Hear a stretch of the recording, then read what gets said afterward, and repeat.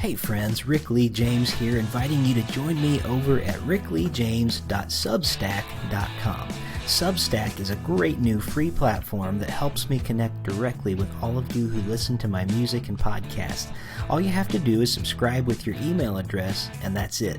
It's easy to use, and we can interact right away. So go to rickleejames.substack.com for some inspiration in your inbox.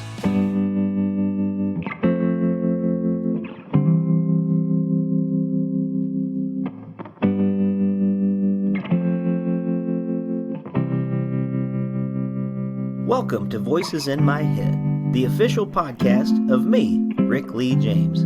I'm a recording artist, a singer, a songwriter, an author, a worship leader, and an ordained minister in the Church of the Nazarene. The Voices in My Head podcast is where I discuss music, movies, books, pop culture, theology, and more with friends, colleagues, and sometimes just by myself. Now make sure to let me know what you think of today's episode by leaving me a review on iTunes or by tweeting at me at Rick Lee James on Twitter. And please join my mailing list at rickleejames.com where you can receive an email every time a new episode is released. And by the way, in case you're interested in a daily dose of kindness and encouragement beyond this podcast, I also run the Twitter account at Mr. Rogers Say, where I post daily quotes from Fred Rogers, one of the voices in my head. Well, I guess that's it for the intro, so sit back, relax, and listen to the latest episode of Voices in My Head. Welcome back to Voices in My Head. As always, I'm your host, Rick Lee James, and I am so glad that you're back with us for what I know is going to be another great conversation. Nikki Lerner is a talented singer and songwriter. She's a gifted worship leader. She is an author who has a transformative way with her words. She's a culture coach who is a pioneer in the field of multicultural worship leading. She's also a friend and a mentor to me, and I'm so glad to have a chance to speak with her here today about some of her new music, her podcasts, and some of her many creative endeavors in the short time that we have together today. So we're going to get right to it. Nikki Lerner, welcome back to Voices in My Head. Hey, Rick, thank you so much. And thank you for that intro, because I feel like if I could just, I think what I might do is have that just on my phone every morning and just have you explain what I'm doing every day, just so I can start my day like that. Well, that's fine with me. You feel free to do that. You're more than welcome. Well, it's so good to have you back together, and you're like so many of the guests that I have on the show. You're so talented in so many different arenas, but I think you're different than a lot of the guests on my show in that the arenas that you are involved in, they stretch so far and so wide and into so many different avenues, because I just feel like God has given you that kind of a voice that you are speaking in so many different arenas right now. And I'm so grateful for that, because it just seems like God is using you.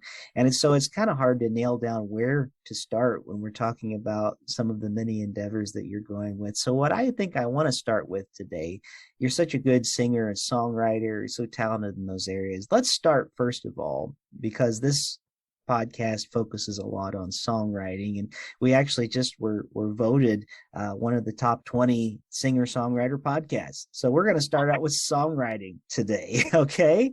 Yeah. So we're going to dive right into that. You've got a fairly recent song that you just released called Strength. And I love the story behind the song Strength. It's on an album that you recently released, and it's called Human 2. That's your latest record, and you released that in 2020. But this song Strength, it's got such a great vibe to it. It's really like, it's almost like a throwback to disco in some ways when I hear it. It is, yeah. But the story behind the song, other than it being a great tune with a great feel, lyrically written well, let's start there today. Give us a little bit of behind the music, because it really has a great story to it, and I love the concept. Yeah, well, I love this song as well. And let me just say this for the people listening today, is that learn to love the music that you write. It's really okay for you to be in love with the things that you create. the melodies that God gives you, Mm. the inspiration that God gives you. And so, for about 3 years, maybe 4 years, I had the opportunity to be a part of a songwriting circle that we had formed at our church through the worship ministry. And it was cool because as the leader of the ministry at the time, I didn't have to lead the songwriting group. There was a volunteer who was excellent at songwriting. He led the group. I got to just be a part of it. And it was a group of about 12 people, all different skill levels. One of the things that would happen every week when we would gather is the leader, he would give us a songwriting prompt. And so this particular week, he said, I want you to write a song about a bad breakup that you had, over the course of your life or something like that. Now, let me tell you, Rick, I've been married for 22 years Yeah. now. And I'm like, geez, I got to remember, like, that's been a really long time, right? Since I've had a bad breakup. So I was sitting around and I was thinking, I was like, what am I supposed to write about? Like, gosh, nothing really hit me that hard. There was nothing in my kind of my younger years that just broke me up. And so after sitting there for a while, I thought to myself, you know what? I'm going to write a breakup song about breaking up with my old pattern of thinking. Mm. And that is where strength came from. So it really was taking this old pattern, right? The old patterns uh, that were really kind of keeping me down and disempowering me as a person, and putting those characteristics onto this figure, right? And writing a song that was directed toward this figure of an old way of thinking. And so that's where some of the words came out of. The chorus of the song, or the pre-chorus of the song, says, I've come to my senses. I don't need you anymore. Strength is in your place and will kindly show you out the door. Beauty, purpose, it's what I've been created for. I'm moving on. Mm. Man, and what a great concept too to think about, and so listeners will know, by the way, we're going to play that song at the end of the show, so don't leave, because at the end of the episode we're going to actually play the song Strength, and I want you to hear that. But there's a really cool lyric video that you have on YouTube as well, where people can find that. So I want to encourage everybody, first of all, that's listening, when you go out wherever you stream music, whether it be Spotify, Apple Music, Amazon, there's so many places, it's hard to name them all off. If you subscribe to all of those, go to all of them, click that little heart, do whatever it is, go to Strength and find it and stream it. That really does help the artist. But whenever you can too, find a way to support the artist, buy their music, and all these songs are great. But I really love that concept of breaking up with your old ways of thinking. I think you have put something that is so hard to do into the lyrics of one song, and you've made it into a breakup song, which is a really interesting thing to do that I don't think a lot of people have thought to do. And that's actually something that you're actually doing with your life and with your ministry. You're teaching people like me to do that in so many ways. So we're going to kind of go from this whole concept of what you just did in this song, which is amazing, by the way. The song is so catchy. I've listened to it about 3 times this morning, actually, and Awesome. I wouldn't even try to sing it because your voice is amazing, and it's just it makes me, it has such a throwback feel to it. But what you're singing about there, it's something that I think all of us as humans have such a hard time doing, breaking away from these old ways of thinking that are holding us back and really are sometimes keeping us in places that we should not be, keeping us away from maybe the new frontiers that God wants to take us into, old ways of thinking. And with your ministry in multiculturalism, which is so important, and ways that you are teaching others, the ways that you've taught me specifically, I want to get into talking about some of the things that you helped me experience just a few months ago through the Multicultural Worship Leading Network with this intensive that we had. So, how's that for a transition? Is that a good That is trend? a fantastic transition. I love All it. right. Because you wrote this great song about breaking up with your old self. And a lot of this intensive was, in many ways, helping churches, helping worship leaders, helping those in ministries sort of break up with their old ways of thinking. How Mm, do we break the mold of this old ways of being a monocultural church into moving into new ways of exploring multicultural ministries? What does that mean? What does that look like? How does that work? So I was so privileged to be a part of this group of a handful of people. I don't know exactly how many there were in this first group that we did, maybe 15 to 20 of us, I think, yeah. that were together, but it was so fruitful and so Mm, wonderful for a couple hours every Wednesday night when we got together, and you led us in some new ways of thinking and helping mm. us to do that. I wonder if you could maybe first kind of summarize that work that you're doing and some of the ways that you are working as a culture coach for one thing, and then let's get in and discuss some of the things that we did together during that intensive, and then maybe I can give you kind of an update on how things are going, which maybe I hope will be helpful to you in some of the ways of maybe seeing a little bit of the fruit of some of your ministry, I hope.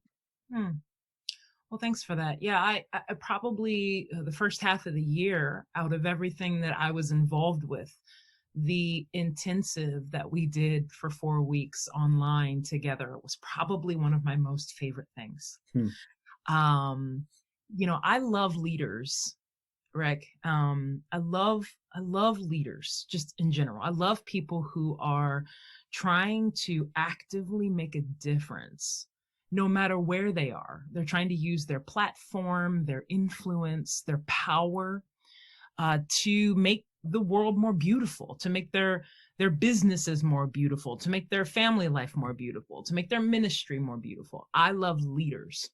And I love that leaders have the power, particularly in a church community, to help people feel seen in a way that maybe they don't feel seen or haven't felt seen outside of the walls of the church. And so, my background is I've spent over 20 years in intentional multicultural ministry. It's one of the reasons my husband and I, we're in an interracial marriage. One of the reasons my husband and I stayed at the church that we've been at for over 20 years. Um, but having this intentional ministry to say, let's build a church that is really for all people, not just one that we just say it and we kind of hope sometimes that people will just be more like us, whatever us is. Yeah. But that people, when they arrive in our church communities, will be able to, as a friend of mine used to say, come in and change the thermostat, Hmm. right? Right. On Exactly. the wall, right? I mean, if you go into a place where you're not welcome, you're not touching the thermostat, right? You're not opening the fridge, grabbing your own drink. Hmm. You're not doing any of that. That you feel like a guest when you have to come into a place and essentially conform. And so, with the Multicultural Worship Leaders Network, what we're trying to do is to equip, first, trying to equip leaders who are in diverse churches or are in diverse communities get better, but also the second piece is to make room for a safe learning environment, non-judgmental but challenging uh, learning environment for leaders who've primarily been in monocultural environments to start to try to explore what could this look like in Hmm. our context. And so that's really what the network is about, and really for our intensive, what that time together was for. And hopefully, even if you guys on the group walked away with two things that you could practice Yeah. for the next 6 to 12 months, then it was a success. Yeah. Well, and I just found myself each time when we got together, I would find myself for the next several days just kind of mulling over things that I hadn't thought about before, which to me is the sign of of a very good, um, I don't know if I'd say very good seminar or workshop or fellowship or, or whatever, but whatever it was, I think I want to call it a fellowship, you know, Mm, together mhm, mhm, of what we were experiencing, because I was getting a lot from you, but I was really trying to mm, listen and hear from other ministry leaders too, from a lot of different contexts. mm, And I was hearing a lot of things from all of us, I think, that I just wasn't used to experiencing together. mm. You Um, know what's interesting, Rick? Let me just say what I kept hearing from this group, which is one of those things that you can't put it on a an Eventbrite site or a ticketing thing, right? mhm. It's like this intangible thing Yeah. of people coming together in community, right? But what I kept hearing from the group was, this is the only place I have been able to talk about these things Mm, without getting pushback. yeah. That's And exactly right. right, I mean, that was an outcome that I didn't even know, or could have put a words into, even as the teacher. I didn't know that. I wouldn't have known that most of the people on that call don't have anywhere to wrestle Yeah. with and ask good questions about this topic. Yeah. Well, and that actually should tell us something about the state of. I mean, we were largely evangelical group, if not entirely. I Mm-hmm. would say on that call, and that should sadly tell us something about the state of evangelicalism. And we weren't all Americans on that call, but most of us were serving in the United States. Mm-hmm. And I was thinking back just a moment ago as you were talking. I was at a meeting with a group of pastors a while back, and someone asked the question, and they said, we want to ask you as pastors, what does it look like for people if they worship at your church, if they worship with you for 10, 15 years? Um, what difference does it make in their lives? What kind of people are they going to be as a result of that after worshiping with you for 10 or 15 years? And I think a lot of us in that room, when we heard that question asked, we kind of had a chill and maybe fear in that moment, because we were kind of looking around at the evangelical church and thinking, oh my goodness, have we just failed completely? And when I think about what you just said about no one having a safe place to have these conversations about a multicultural church, that kind of makes me sad, because I actually understand that and feel that, because I've tried to have that conversation many times, not just with people in my church, but oftentimes with other ministry leaders, and have been met many times with a lot of opposition. Even told many times that if I even want to have a discussion about multiculturalism, that makes me a racist. And I think, how is that? you know, uh, And let me be clear, Rick, for your listeners, to yeah, have a conversation that is centered around, how do we include as many different kinds of people as possible, right. the antithesis of racism. Hmm. Racism keeps people out because of their difference. What we're talking about, inclusion, invites people in because of their culture and their come from. Yes, exactly. Exactly. And I thought that was so wonderful, the way that you kept reminding us of that again and again and again. And so I think as we begin speaking that into our context too, it does begin to make a difference. And so I've been trying to kind of keep that in mind and speak that, we need to keep in mind who we're inviting in, who are we missing, who's not Mm, with us. This whole idea is not just a matter of we need to go out and find this person that's not here, but keep asking that question, those good questions about look all mhm, around us, and let's ask, who isn't here today, who are we missing, what part of the family are we not seeing, mhm, and I loved how in the group together, we kept going back to Revelation 7:9 again and again together as a group, about the great multitude that no one could count, from every nation, tribe, and tongue, and people, and language. And we decided together we're deficient on that, and we've got a long way to go in our mission. that yes. that there's a lot of people that we still are not meeting with together, and we want to see that happen. But if I could share just something uh, that I think is kind of cool, that's kind of happening on my end, with you that I hope will be encouraging to you.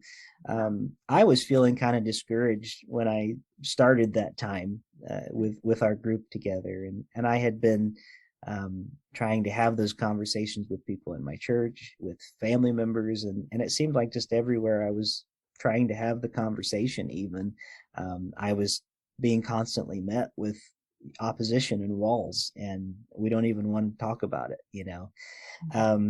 And so I decided maybe I should just be praying for God to be opening doors and ways, you know, for me to maybe even not so much with words, but maybe opportunities for people to just start walking through the doors, you know, Yeah. for it to happen. And I've started to see that a little bit happening little by little.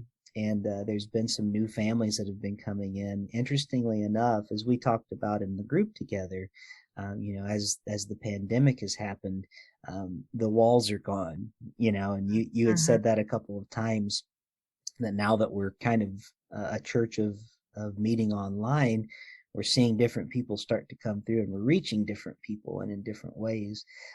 As a result of coming back in together, we've started discovering that new people are coming in person now that Mhm. maybe hadn't been coming before. And there's Mhm. been a couple of families that I've actually started to encounter and fellowship with, that that are not part of our monocultural church, for one Mhm. thing. There's a couple of mixed race marriages that have come in, and Mhm. it's not just that. It's interestingly enough, these are people that have actually been very active ministering to the Haitian community that's in our city.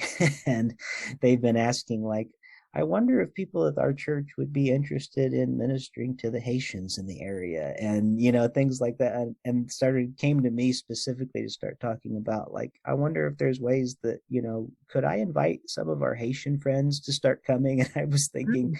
can you like like how fast could we ask them, you know? Like, where could we do it, you know? So we're all that is to say we're not there yet, but as we've been asking, you know, and praying together, at least on my end, with Lord, can you help us in these areas? And as we're asking these questions of how can we reach these people, it's also led to conversations among the staff with like, you know, we may not be able to do music as new people come from other cultures the way that they want it. But I remembered things that you had said to us in that group. Like, guess what? Now that we have all these online tools, maybe we Mhm. could use a YouTube video this week, you know, to use some songs and some other words that maybe we aren't comfortable singing in that language. But guess what? There's so many resources online and things. So little by little, I feel like there's been some encouraging elements happening, you know, on my end of things. That I don't feel as discouraged as I once was, and I'm starting to see some walls crumble where I thought they maybe wouldn't have before, and I'm starting to see some hearts open up and some ministry um, taking bloom, I guess, for lack of a better term. And I feel like that's a result of some of the fellowship that was encountered through this intensive. So I'm wanting to see it grow more. I'm wanting to see it continue to where it's going. But I'm so grateful for the tools and some of the things that I've learned about and am continuing to learn that was started at that intensive. It was so good for me. And even on other podcasts and things that I've been invited to be a part of now, I've been able to use words that you taught us about Mhm. talking about, you know, what it means to be a monocultural person versus a multicultural Yes. person, and what it means to see the world as an elective when you're a monocultural person, you know. Yeah. And I Yeah. thought that was so helpful. And I've been able to explain that at a few different places where I've been invited. And it's almost like light bulbs have been coming on, you know, the way it came on for me when you explained it. Yeah.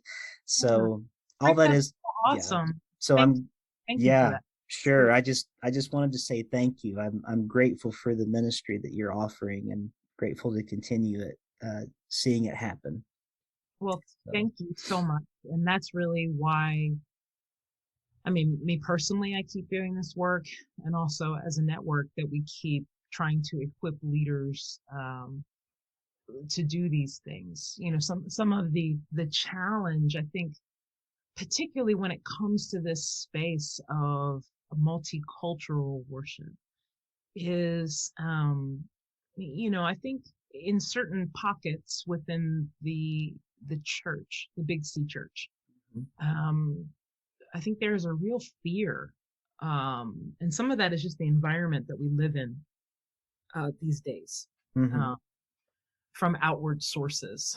But there's such a fear to even think about or consider the lived experience of another person, particularly in our country. And it's somehow like, if it's different than my experience or your experience, then therefore it must not be worthy Mm. to be listened to or considered. I mean, if we in the church, just a little challenge to put out there, can you imagine if in the church we would uh, make the same statements around things such as sex trafficking Mm. or abortion, or all these things that the church seems to care about, or global missions. I mean, can you imagine starting a program at your local church somewhere, and you want to quote minister to victims of sex trafficking, Mm-hmm. but you don't want to hear about their lived experience? Yeah. I mean, how awful of a ministry would that be, right? Terrible. Like, Yeah. yeah, like if you just said, you met up with a person who had come out of that life, and all you wanted to do was essentially tell them about your experience, which had nothing to do with sex trafficking. Mm-hmm. And when they tried to explain how they have seen the world, you tell them they're wrong. Mm. When you haven't even walked or lived in that experience, right? I hope, as Christian people in particular, we would never think of that as a strategy, right? To Mm-hmm. minister to people who are in that life. Or, again, I think having a lack of empathy or mercy for people, couples who have made a choice about abortion, or those sorts of things. All of these, global missions. Can you imagine a local church saying, let's go minister to the people of Guatemala, but you don't want to learn anything about their history, nothing about their language. In fact, you want to go to Guatemala and demand that people speak English. Mm-hmm. I mean, if you think about it, that's at times, that's really how we're trying to have this conversation in the US Mm-hmm. around lived experience with regards to culture. And I think if we could start to see some of these things through that lens, there's really no reason to fear. I mean, as Jesus followers, we need to be open to the lived experiences of the people that we are trying to reach. Hmm. I mean, what we're not trying to do is to go and say, this is how you have to live. This is how your experience should have been. Here's where all the places where you're not doing it right. Right. I mean, Right. Right. I don't want to believe that is the missional strategy of a local church. Mm. But right now, in my opinion, it's just a blind spot. And I feel like that because of the environment and the rhetoric and the extremes of conversation. We're not in conversations. They're not conversations. Yeah. They're messages. Yeah.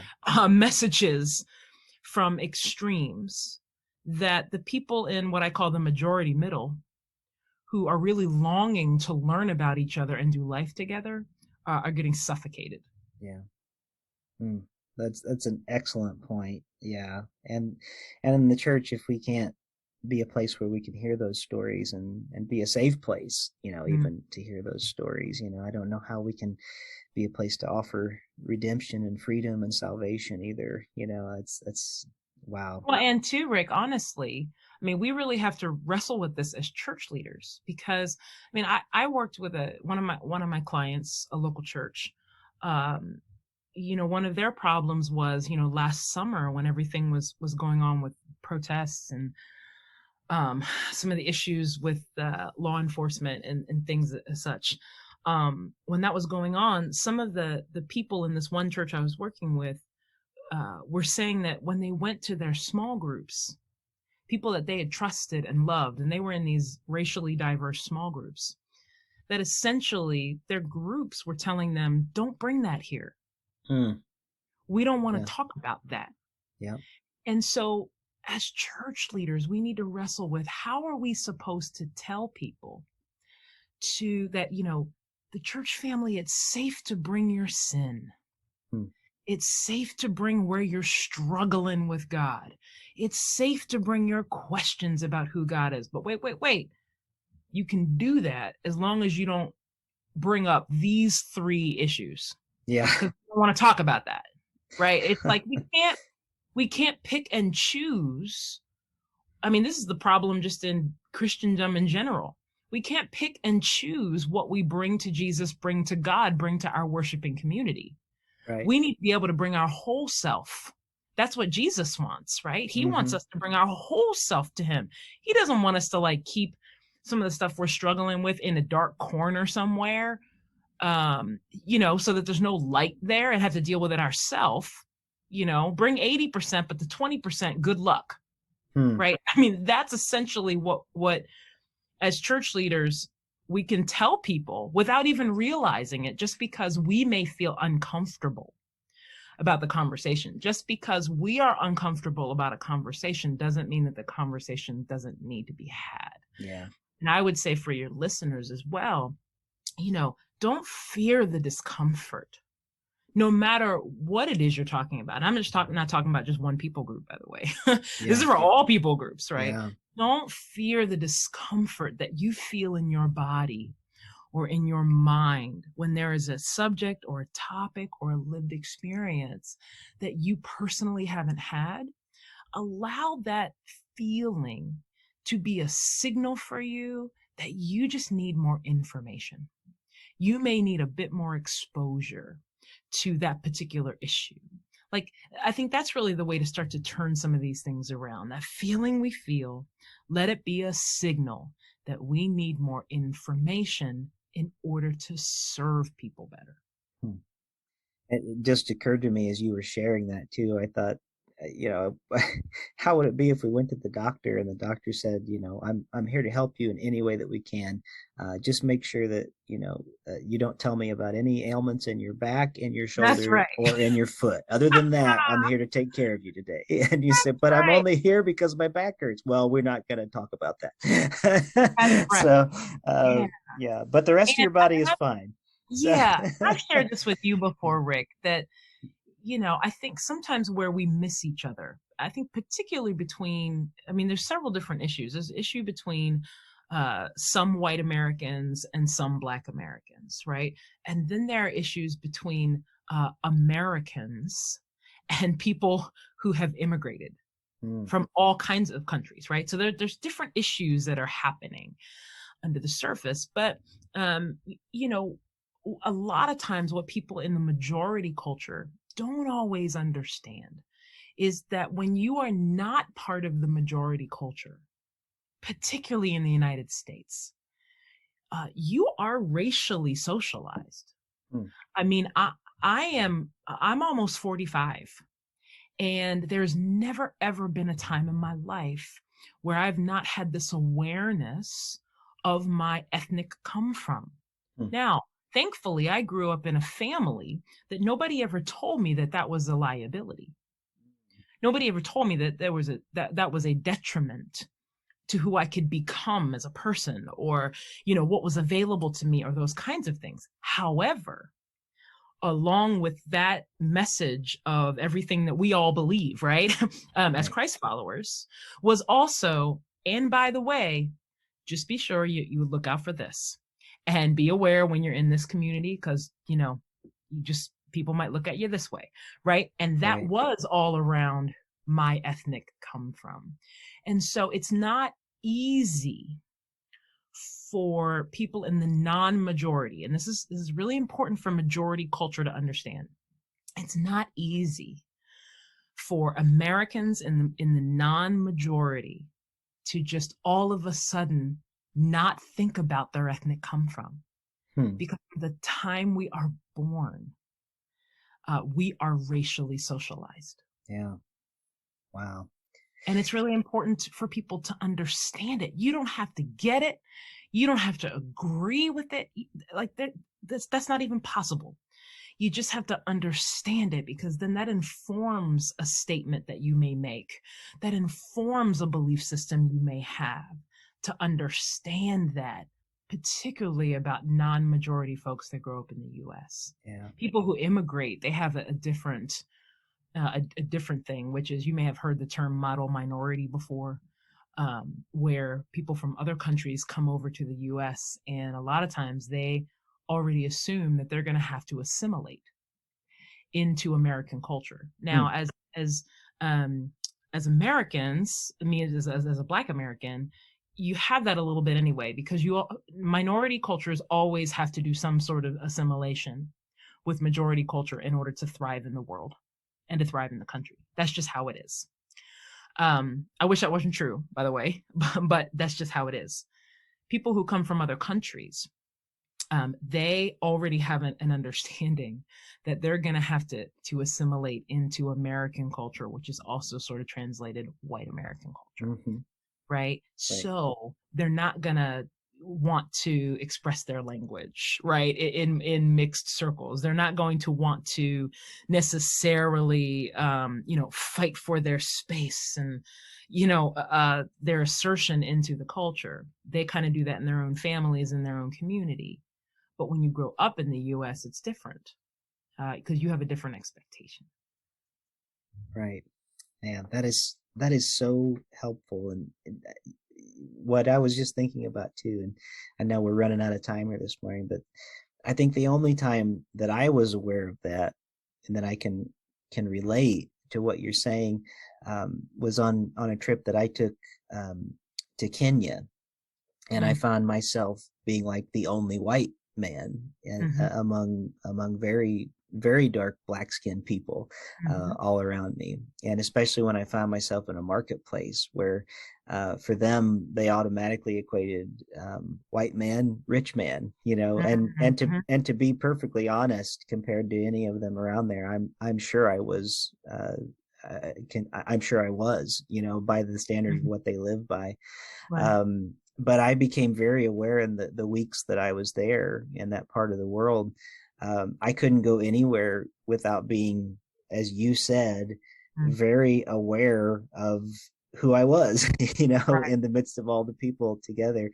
And that's such a really powerful illustration. If you aren't used to living that way, Mm, you don't know. And mhm, that's a really important thing for those of us that have grown up here in a monocultural environment, as you've been talking about today. It's very important for us to remember and to just understand, in having these conversations, that that's I just can't say anything else, I guess, other than how helpful that is. Thank you for mm, helping us understand that even more, and especially in our context of ministry, as mm, people walk through our doors. If we're going to minister in a multicultural way, it's so important to remember that those people who are walking through the door are also coming from those contexts too. So, mhm, well, I feel like we could go on and on forever, and we have just barely even scratched the surface of how much there is to do in this arena of ministry, and you truly are a pioneer in this. I'm mm. so grateful for you and what you are continuing to teach us. I'm sure that you are continuing to learn more all the time, Oh, every day. and I'm grateful for the ways that you are doing the hard work, and that the Mm, ways that you are digging in, and and you're not just keeping it to yourself. You have been doing so much to help share this with people like me, who just admittedly, I am so ignorant of so many things, and I'm trying to learn more. But you're so patient and so kind and so willing to teach. And every time that I've been, whether it be in this intensive or whether I've had a chance at different places, whether it be in Cedarville or worship leader conferences or different things like that, where I've mhm, had a chance to eat with you or sit in one of your workshops, I've just always sensed the nearness of the Lord in our fellowship. And I'm so Mm. grateful for you and the ministry that God's doing through you. So we're going to end the podcast today. Going to let everybody know again about your website, nikkilerner.com. That's spelled NIKKILERNER.com. And I hope I didn't misspell that while I was No, you did spelling it out perfect. today. Man, it's amazing. The pressure's on when you're on the mic, and I sometimes you know, misspell right? things when you're doing it I off the know. top of your head. But I'll make sure and have links to your website, links to your video for Strength on Mm. YouTube. But also, we're going to play your song Strength at the end of the show Awesome. today. And I want to make sure that our listeners do all they can to support you. Mm. But thank you so much for taking the time today to be here on Voices in My Head. And as I say to my listeners every week, thank you for being one of the voices in my head this week. Thanks, Rick.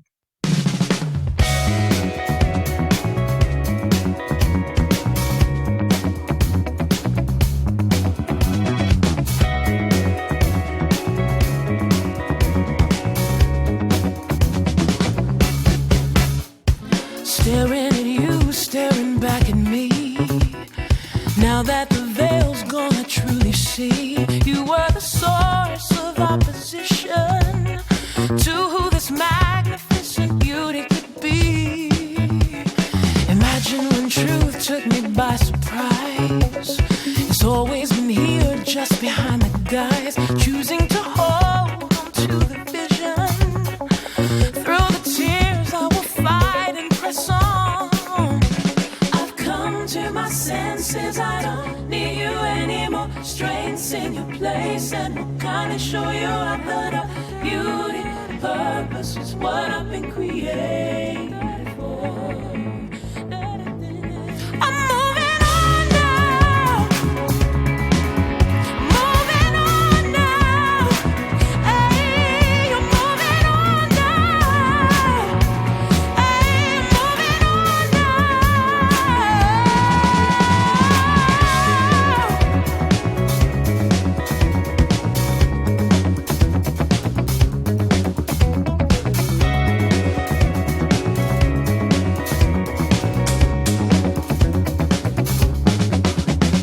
Awaken beliefs that have set me free. Rejecting the lies you spoke over me. Refusing to cave to the pressure. Stifle a voice that's found its power in word. Releasing my body and my mind. Resisting your pull just in the nick of time. No more will fear slowly kill me. Don't need your presence to move on in my life. I've come to my senses, I don't need you anymore. Strength's in your place, I'll kindly show you how to what I've been created for. I'm moving on now, moving on now. Hey, moving on now. I'm moving on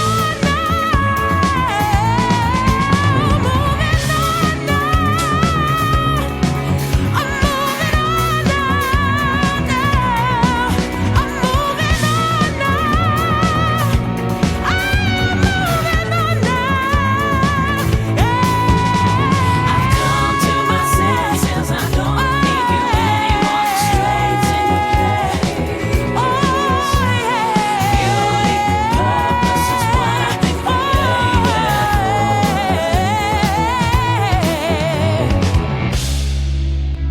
It's clear in my mind. Beauty and purpose.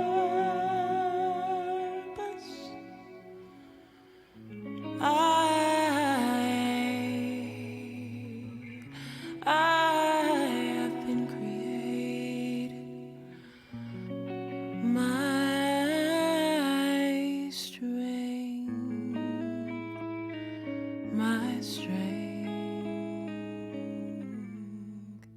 Thank you for joining me here this week on Voices in My Head.